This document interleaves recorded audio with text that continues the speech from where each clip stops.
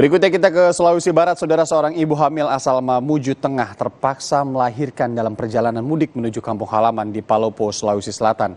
Sang ibu dan keluarga yang mudik menggunakan truk ini akhirnya menunda perjalanan dan harus berlebaran di puskesmas.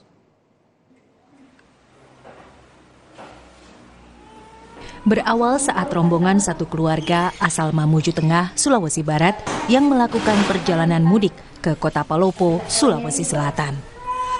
Saat memasuki wilayah Kecamatan Polewali, Polewali Mandar, Sulawesi Barat, salah satu anggota keluarga, Kamsiati, yang sedang hamil, merasakan sakit di bagian perut. Rombongan keluarga yang mudik menggunakan truk ini pun berhenti di sebuah masjid untuk beristirahat sejenak.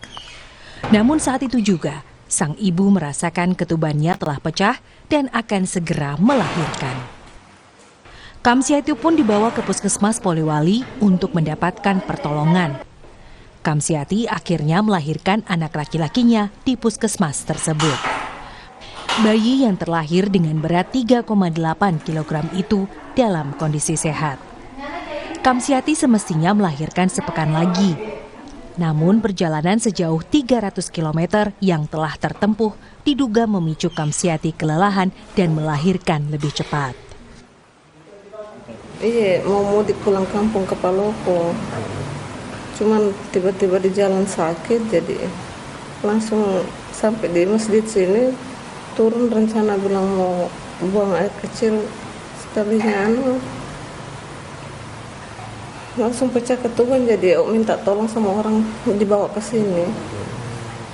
Kondisi bayinya alhamdulillah normal, baik begitupun dengan ibunya.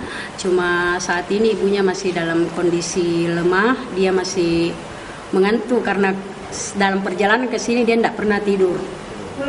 Dia masih mengantuk, jadi masih lemas. Karena persalinan ini, Kamsiati dan keluarga harus menunda perjalanan menuju kampung halaman di Palopo dan berlebaran di puskesmas. Kamsiati dan bayinya menjalani perawatan selama 2 hari di puskesmas untuk memulihkan kondisi, mengingat perjalanan ke Palopo masih jauh. Edwin Arwan Pitu, Kompas TV, Polewali Mandar, Sulawesi Barat.